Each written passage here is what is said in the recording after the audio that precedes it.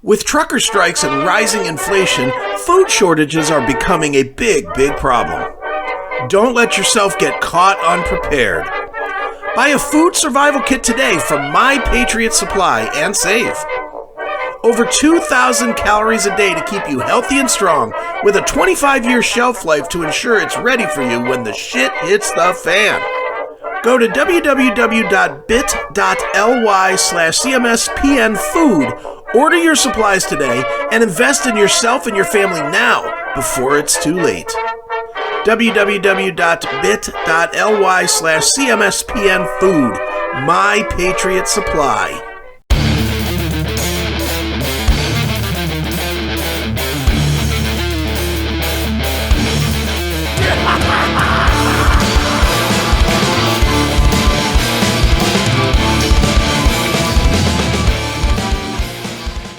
CHRIS Akin Presents, and I, of course, am Chris Akin, and I am bringing you one of my favorite guys. He's been on the show before.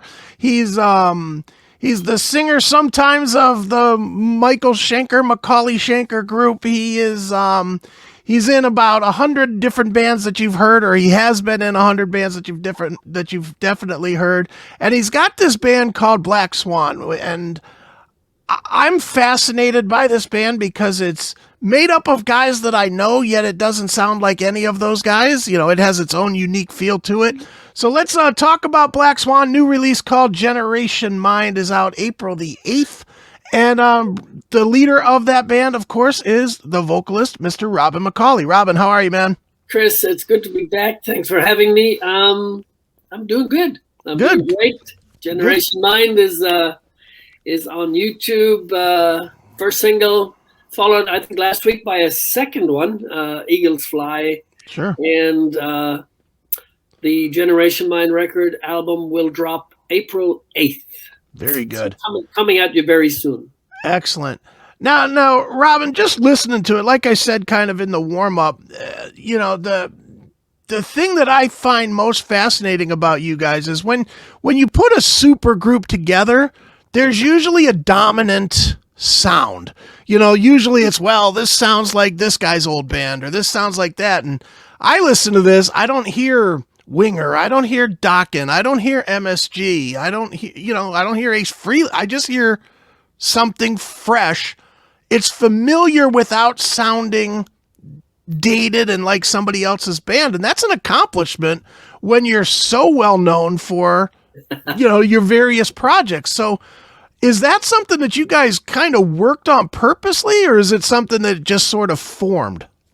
Yeah, we had a very early conversation about that right at the top end of Shake the World. Okay. And we obviously, from everything you mentioned, with all our backgrounds, you're always assuming that we're going to get a little piece of somebody and something and a riff from here or there, because that's what we do. Right. That's what we do. So there's leakage, spillage, there's all of that sort of stuff. And, there's sometimes we go, that riff is a little bit like this, or that melody is a little bit like that. Oh, somebody said you just sounded like Klaus Meine. And I go, I did. So whether it's conscious, subconscious, we definitely tried to make a very conscious approach to not sounding like all of the above. Sure. And so when we got through Shake the World, we pretty much accomplished that, I think. And now we're into Generation Mind, and I think we definitely created a Black Swan sound. Sure. And we definitely we love working together. The writing process is just a lot of fun, and writers, man. I mean, Red Beat, Jeff Pilson. That's kind of an understatement right there. Jeff, of course, is just a great engineer and a great producer, and Sure. And we're in solid, capable hands. And we throw the kitchen sink at him, and he throws it right back, and he goes, "Look at the bath I just made." Right. And I think we have a huge advantage in that respect, because we work with somebody who's just grabs these sounds and just makes them into thunder, and I just love it. I just Sure. love where it goes. Absolutely. Well, Robin, I just want to expand on that a little bit for you personally.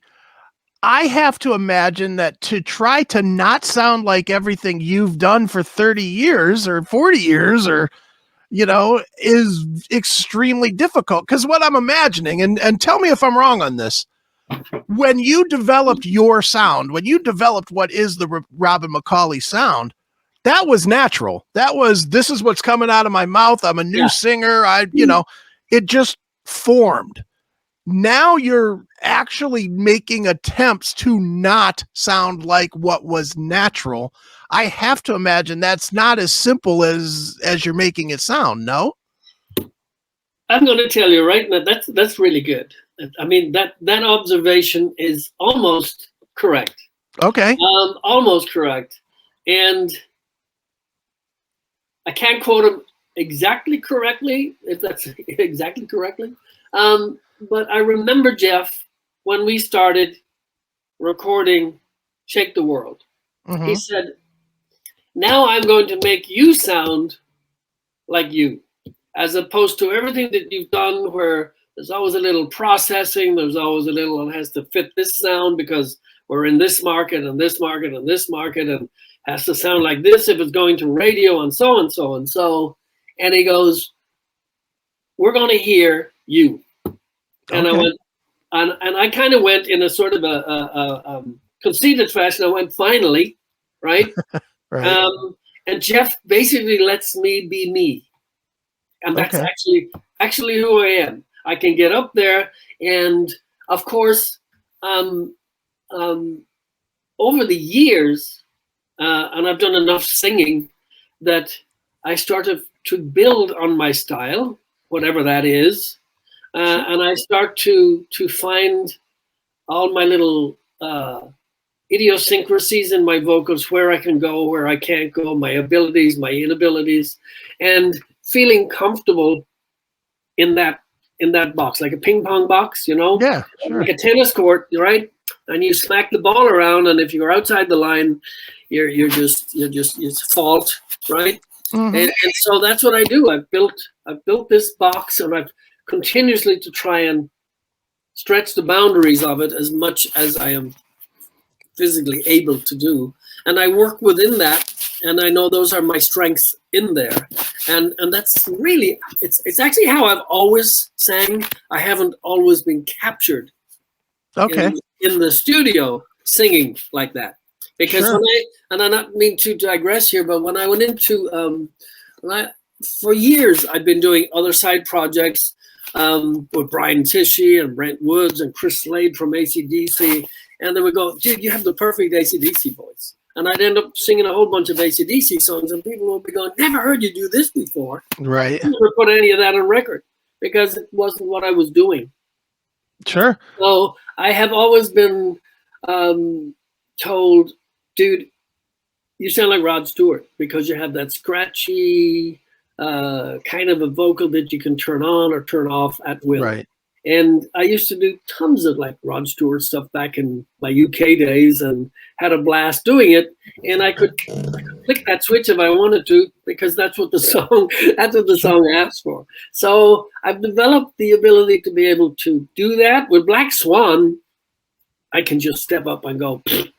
And because I'm writing the lyrics and I'm writing the melodies, and I'm writing it to suit my ability to perform what I just wrote in that melody. I come to Jeff and we tweak a couple of things, and we're good to go. And, and everybody seems to, and as Jeff says, this is why you're in the band, because we want what it is that you do. Sure. So I don't know if that answers your question, but there it is. Yeah, it does. No, it does. What is more freeing to you, Black Swan or the solo stuff? Because you just did the solo record too. And when I talked to you about that, you had told me sort of that, you tried new things. So, do you feel like Black Swan is a little more focused of an effort it's not as experimental, but it still allows you to try different things that you haven't done in the past? It definitely allows me to try different things simply because the music's different from me. Sure. And because of that major factor, when the songs that come in from Jeff and Reb, and they're presented to me,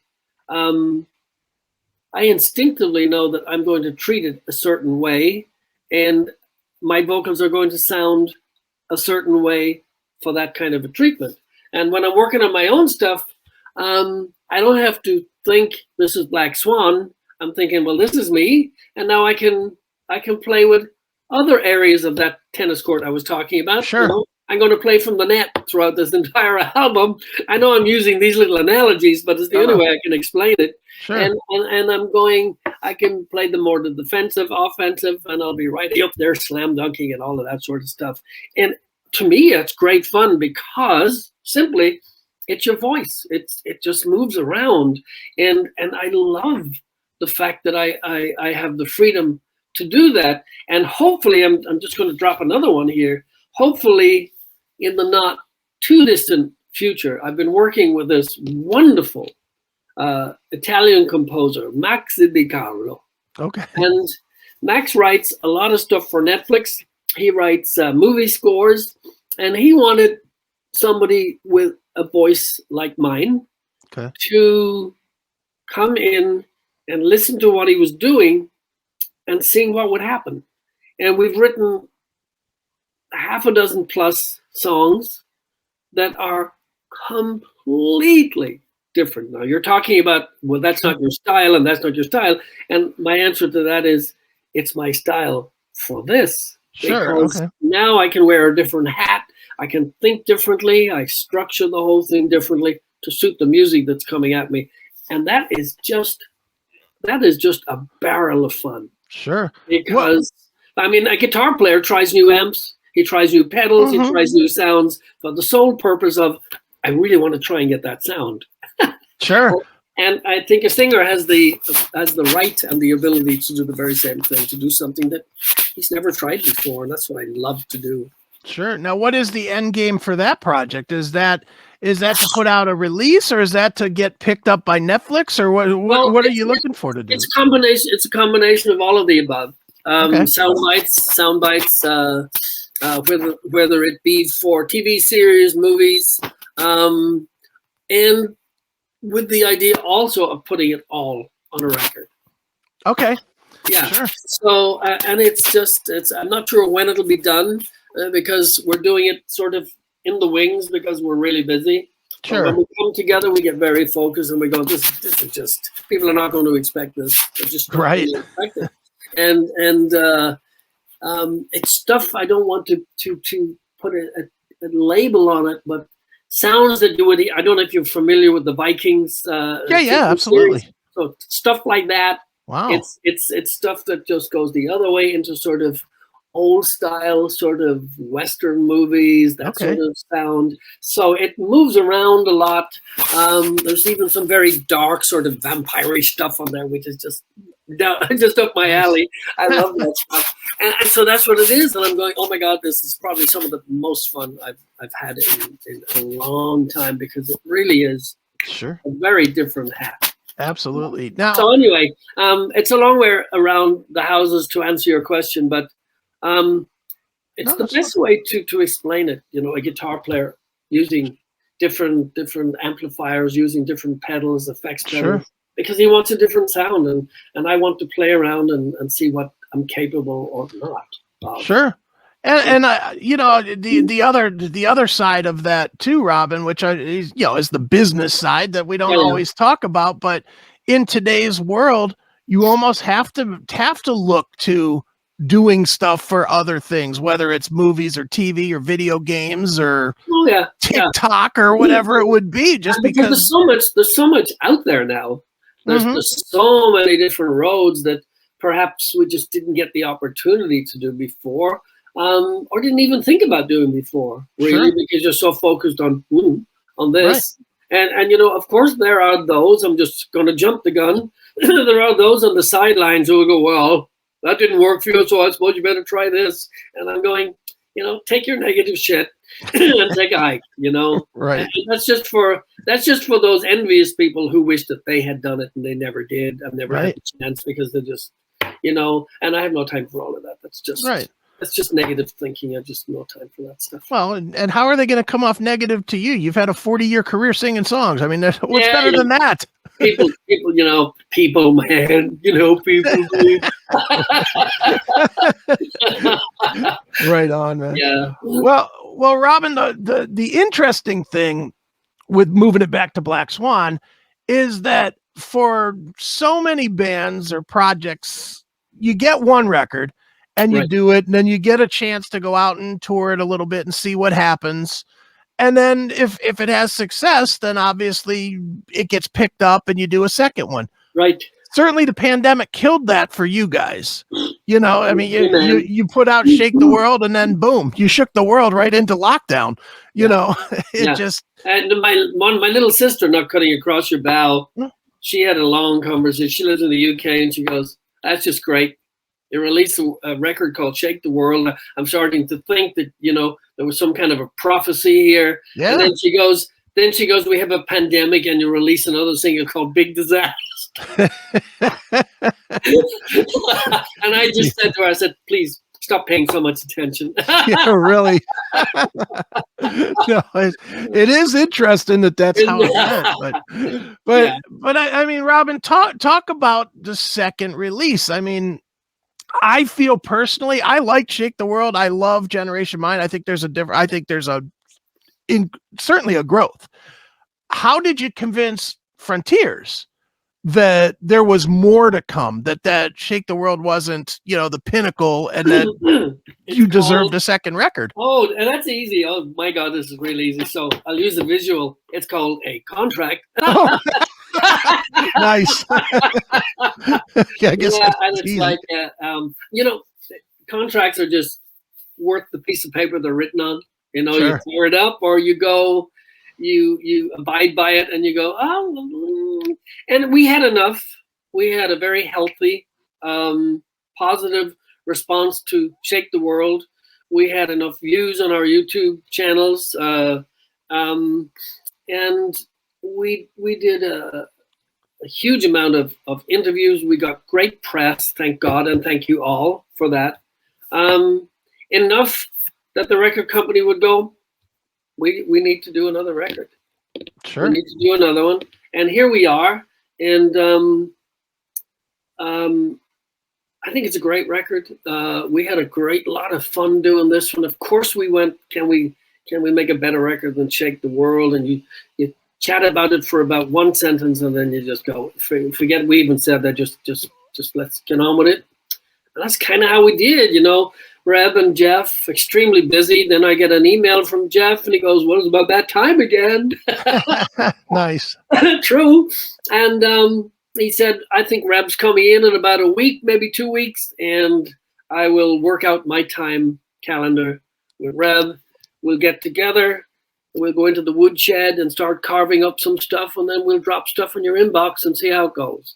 And I got one, and then bam, there's another 7. And I'm going, holy shit. Right? And I'm going, how fast you guys think I can move here? And just in your own time, because we have a limited time. We would talk all the time in the studio. And they took off to do their respective stuff. And I was left holding the baby, which was great because now I can dig in and see what I'm going to do and listen to the stuff. And I remember when it came at me, I was scared. And I went, what am I going to do? Because I just did Shake the World. And in the meantime, I just did my solo record. And I'm going, I don't have an endless supply of ideas and lyrics, and I don't just open a book and voila, there it is. Sure. And the beauty of listening to the music that I get from Reb is there is always, and has been now for 2 records, there's always something in what he plays inspires the lyric or the direction of the lyric. Same as Eagles Fly. There was just that little sound that came at me, and I went, that reminds me of something I heard from Jeff Lynne's War of the Worlds. Right. And then I dig out that record that I've had for 1,000 years, and I'm going, oh my God, it's not the same, but there was something. And so I started writing my lyrics about H.G. Wells' War of the Worlds and videos of an abandoned house and Sure. all of that sort of stuff. And so little stuff like that. And I can say the same for most of the rest of the songs on the record, like Crown and Wicked the Day. And it's just like about King Arthur. People go, it is? I don't hear that. Well, if you read the story about, his Arthur's bastard son, Mordred, then you'd understand that it was the battle that ensued. And, Mordred got fatally wounded, as did King Arthur. And so you structure an idea that means something to you, and then you try to put that down in a lyrical format that's going to make some semblance of sort of sense. And then I bring it to Jeff, and I tell Jeff, this was about King Arthur. He goes, oh, okay. And I tell him the next one, Crown is about, Zeus and the demigods. And he goes, fine. and then he gets into it, and he goes, I did not know that. I did not. Nice. And so I love that because I love to read. And so I'll pick an idea, and then I'll get in and I'll do a short story and I'll do a preview, but it has to have the pertinent details attached to it. So I'm not really talking through my butt, Right. Which I do a lot of the time. But it seems to work. Yeah. I love that thing because it doesn't always have to be, with the very exception of the opening track on the record, which is She Hides Behind, because Reb sent this riff and he goes, oh dude, this is killer. He's getting so excited, and he's singing sort of a melody that's going with it, and I'm going, sounds like Brian Johnson. He goes, yeah dude, because you can do that, right? Nice. And then it gets a little out of hand and a little funny, and then I come back with this lyric that's literally about a hooker truck driver. Nice. And he goes, dude, wait, a fast communicator with an open carburetor? What is that? And then it gets out of hand, and I'm going, oh no, dude, that was a joke. We can't use that. And he goes, oh dude, no, dude, this is really fun. Then Matt gets on the floor. Matt goes, a fast communicator with an open carburetor? Where did you get that? And so it initially Long Way Down was supposed to be the opener. On the record, and it was elbowed out of the #1 slot by She Hides Behind because we didn't know where else to put it. Right. Nice. And then Jeff does a great job putting the running order together. He likes to get that, Sure. And it's a great running order, and he wrote that whole piece at the top end. Before the Light is just a gorgeous piece, and it sets the whole story up, because I'm all about stories. I love that sort of beginning and middle and an end. It's just, you open the page and off you go. And and it says at the end, I'm not sure if it says anything about a sequel, but maybe there is. Right. Definitely. Well, Robin, with Jeff, I mean, he certainly has big vision, and I say that not just from Black Swan, but from multiple records that he's done. The guy truly has a vision for musicality and putting musicality together. I'm curious though, does that kind of force the hand sometimes with the band? Because he's doing the production, he's writing music, a lot of this comes from Jeff, where I could see him pushing back a little harder than maybe you guys do on ideas, because he comes in with more of a full vision. Yeah. And then you guys are trying to fit him a little bit, is what it sounds like. I'm not sure if there's anybody trying to fit. What there is I think we have total trust in what he does. Okay. And that's really important to begin with. I mean, when I came in with a bunch of songs of the record, because I sit with the music and I sit with it a long time, and I don't want to overwork it. I want it to be as spontaneous as I can. But anyway, point in case, I'll come back to Jeff with my lyrical ideas and my melodies. And one thing that we're all on the same page is melody. It's got to have that melody, and it doesn't matter how heavy or not that it is. that chorus has to lift. It just has to take you. And I love my pre-choruses to be almost as strong as the chorus itself. Sure. And I'm going, here it is, and now there's more to come, because I just like to write that way. That's just habitually, I just do that. And so, for an example, I come to Jeff and I have this great verse and I have this killer chorus for Generation Mind, and we're going, this is great. This is great. And I come home and I'm listening to it again, and I'm listening to it and I'm going, this is great, this is great, this is great. I can come back to Jeff the next day to do another track, and he goes, so I was thinking. To your point. To your point, and you're going, it's a great chorus, but there's something else that's missing something. It's missing something. And then he, out of the wild blue yonder, he goes, I had this thing in my mind, Generation Mind. And I went, that's a great title. That's a great, that's a great title. And then we look at the chorus, and look at that guy. And then we look at the chorus, and then we restructured it and rebuilt the chorus. That became Generation Mind, and that's if that's Jeff pushing his ideas forward, then that's just awesome. Sure. You know, it's just awesome. And by comparison, I've been in the room with him another day, and I think it was let me think. I think it was.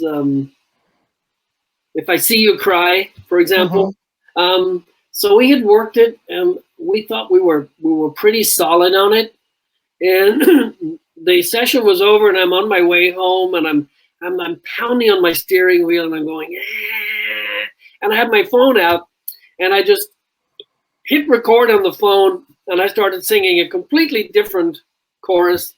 And I get home, and I get straight on to Jeff, and I said, how about this instead?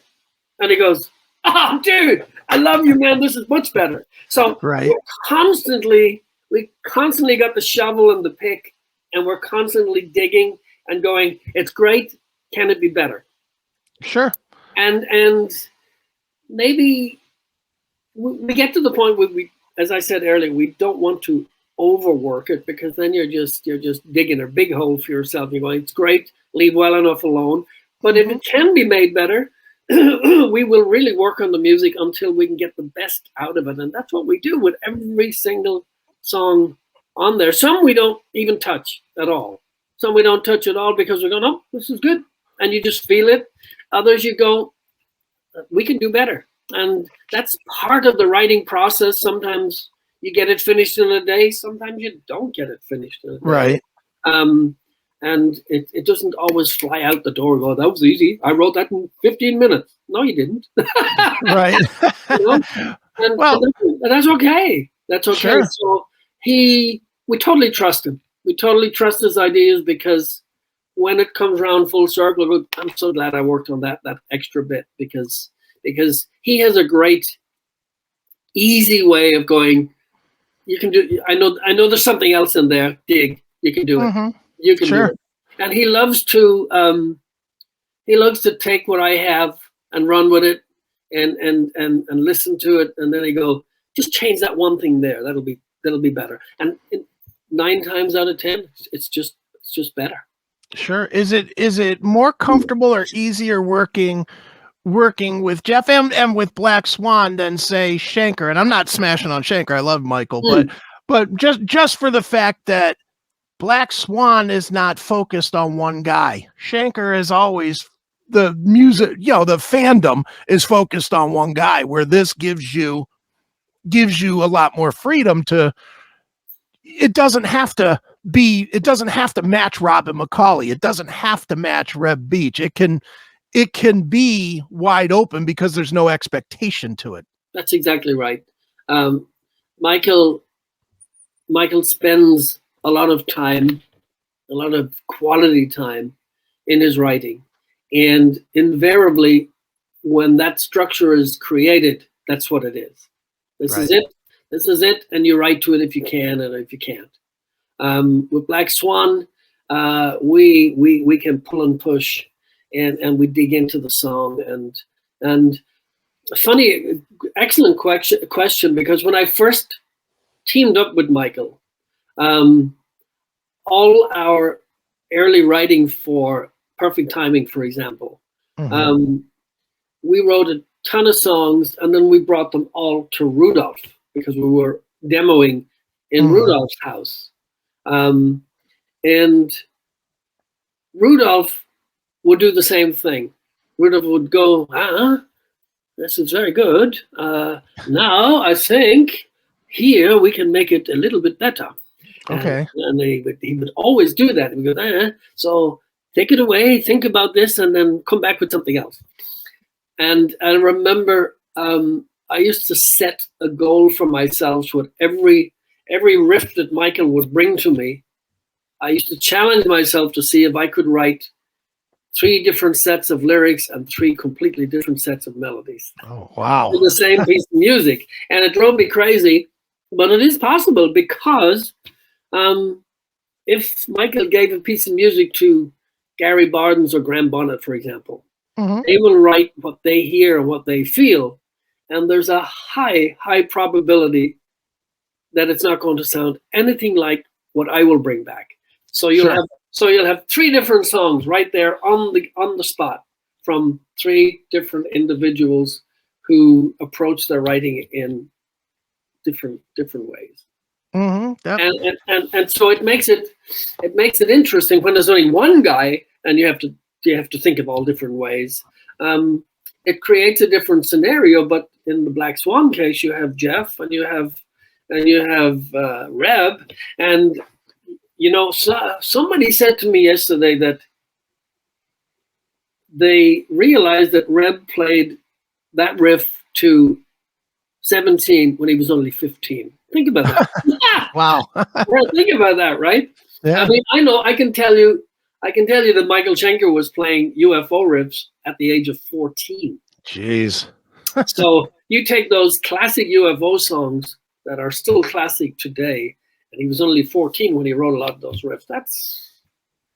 And they still stand the test of time. So,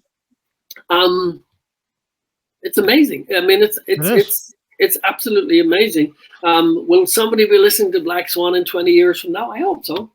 Sure. Are we trying to make a statement? I think we're just trying to make good music. Good music that sounds good to us. It has to sound good to you initially, because you're producing the stuff. And then the best we can hope for is that somebody or some bodies will think like we do and go, this is really good. This is good, Absolutely. And that's the best. I think that's the best that you can do. I did my best, and that's the best that I can do. Damn it. Exactly. Robin, I do have one Schenker question that I did not even plan to ask, but it just came up thinking about it while we're talking. You're the only one that's ever been able to slap your name on it. Everybody else has been Michael Schenker Group, MSG. Yeah, I can cut across you right now. Go ahead. I didn't slap my name on that. Michael slapped my name. Oh, did he? Okay. And as on my kids' lives, right? When I auditioned with Michael, I was the last, and it's easy for me to tell this because I've told it a trillion times. Okay. I was the last of 17 singers. And I was picked by Rudolf Schenker, Klaus Meine, the management company who consisted of Rock Sound Management, who were the Scorpion Sound Company. Okay. In addition to their management company, and David Krebs, Lieber Krebs, who used to manage Aerosmith and Ted Nugent. Okay. Right. So I had some pretty heavyweight people in the background, right?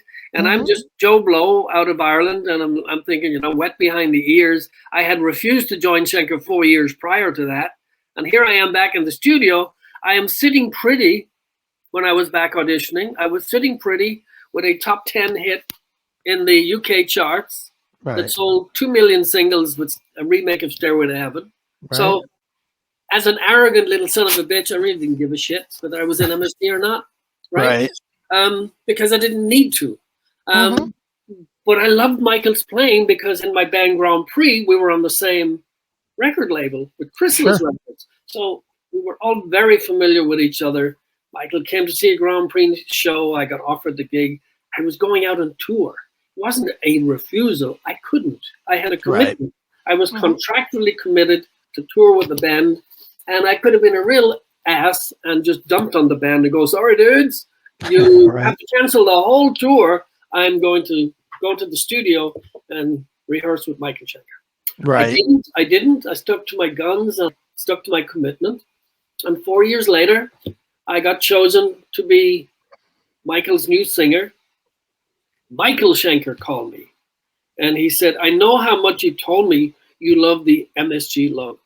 And I said, it's a great logo. I've always loved it. All the time I've known you through the record label, it's just it's a great configuration of those letters for your name. It works perfect. Nobody calls it really Michael Schenker Group. It's MSG. That's just it. Established. It's solid. And he goes, I need a partner. And I don't want it to go forward as Michael Schenker Group or MSG. But since you like the logo, I think we can keep the logo. But didn't you realize that your last name begins with the letter M? Okay. And he said, it makes perfect sense to me.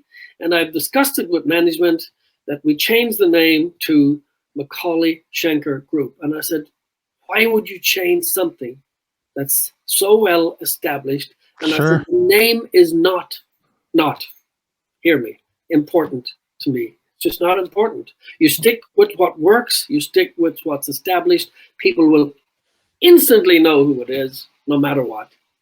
And he goes, no, you get to keep the MSG logo. I get to change the name, and I'll be happy with it. And I remember telling him that this would cause nothing but trouble. And, and it absolutely did. You would have to look in a Scorpions bin, a UFO bin, a Michael Schenker Group bin, a McAuley Schenker Group bin. There was even a MSG bin because people couldn't put two and two together. To find a damn record. You would have Capitol Records here in the States when we first came over to finish recording and touring. They went to enormous lengths to create all of these boards going into Tower Records, pointing the arrows to where the bin, I swear to God, I have photos somewhere to where the bins are, cardboard cutouts, so that they would know who was who. And I went, it really was a classic case of I told you so. It didn't do me any harm. In the big picture, it didn't do him any harm. We charted for the first time in Michael's, illustrious career. He didn't have daytime rock radio in the U.S. and he did when I joined. And I think years later, I think he's still not 100% behind that era of writing, but it's an old story of if you didn't have the song, you didn't get MTV, you didn't get VH1, and you didn't get the tours. Was that anything to do with the name? Nothing. It was to do with the music. The music, but the name did cause a lot of confusion, and people would always say, "I can't believe Michael allowed you to take his name." He didn't allow me anything. He put it there. I didn't. It was his name to do, and of course, when McAuley Schenker was over, he had the legal capabilities of going back to plain MSG, Michael Schenker Group, which is why Michael Schenker Fest is a different phase of MSG. It's not Michael Schenker Group, it's Michael Schenker Fest. Now he's back down to Michael Schenker Schenker Group. So in that respect, it works perfectly because he also did a Schenker Barden record years later, and so I guess he thought, I can actually move around with that, never change the name, and still come back to MSG whenever I want. Certainly. So, that was a long answer, but there you have it. That's okay. Look, all I'll say is that if he's not sold on that era, he's crazy because just the song Anytime alone, that's one of the top 10 ballads of that whole era. Bar none. I don't care what anybody says. I'll put that next to any other ballad that was released in that 10-year period. Anytime stands up next to. It's just a phenomenal song. So thank you. Thank you. Well, Michael, swinging it back one last time to Black Swan. obviously everybody has main projects. Does that mean that you cannot tour? Is there any chance that we'll get even some one-off gigs or a week here or there in between schedules, or what does that look like? Jeff posted something a couple of weeks ago, and he goes, everybody asks us the question. The answer is fairly straightforward. We have really busy schedules. First opportunity we get where it's absolutely possible, we will present ourselves live. And of course, you know it as well as I do. You can't just go, hey, I'm going to do a tour. It takes planning. In the planning phase is a lot of rehearsal. So we're thinking ideally, you know, if the gods were with us, festivals would be the perfect launching pad, because I always repeat myself, a lot of people in the same place at the same time. Sure. It would be perfect. Monsters of Rock, or one of those big festivals, or a number of festivals, so that, you know, a couple of weeks rehearsals wouldn't go down the tube just for one show, you know. And maybe promoter or promoters, if they saw the band live, would go, huh, you guys need to tour. I mean, when we released Shake the World, we had a big German promoter come straight out the gate, and he goes, I have to have you guys play. Has to happen. Please tell me it can happen. We're ready to go. Just tell me what you need. And we couldn't, because pandemic kicked in. So there was nothing. And then we just had to put it on the back burner and go, we have to revisit this. And now it's revisit time. And of course, pandemic restrictions lifted. Everybody is running out the door to do as much catch up as they possibly can. But it would be awesome. Oh my God. I think it would be awesome, especially with that great artwork that we have hanging at the back of the stage. Right. I think it's this. Is that the best? That is fantastic. Does it look like anybody else's album cover? No. No, it does not. It's pretty awesome. I absolutely love that cover. I think absolutely, man. Yeah. Well, I love the cover, but I love the album as well, or the release, because I guess we don't do albums anymore. But I know. Drop date, man. The drop date. Exactly. Well, this release is known as Generation Mind. It is brand new stuff from Black Swan. It is out April the 8th, and I suggest everybody goes and gets it. And Robin, where should we tell people to go to keep up with you and Black Swan and all that stuff? Awesome. I do have Robin McAuley official Facebook page. You can learn everything. You can see everything that I'm doing, including Black Swan and all other projects. For Black Swan, you can go to Frontiers Music, SRL, or Frontiers Records, SRL. You will find a link that will take you to the Black Swan site. You will see the order list for CD, a beautiful crystal finish vinyl, and a limited edition of cassettes. Oh, wow, nice. A limited edition of cassettes and T-shirts. A limited edition also. So April 8th, drop date. A new single will come with the album drop date. And a personal thank you from me for just great support, great interest, and listening to the music. Turn it up, play it loud, and then stop and repeat. Exactly. Well, one more time, the name of the album is Generation Mind. It is Black Swan. And Robin, once again, as always, it's been a pleasure having you here on CHRIS AKIN Presents. Chris, thanks. I'm glad it all worked out good this time. Absolutely.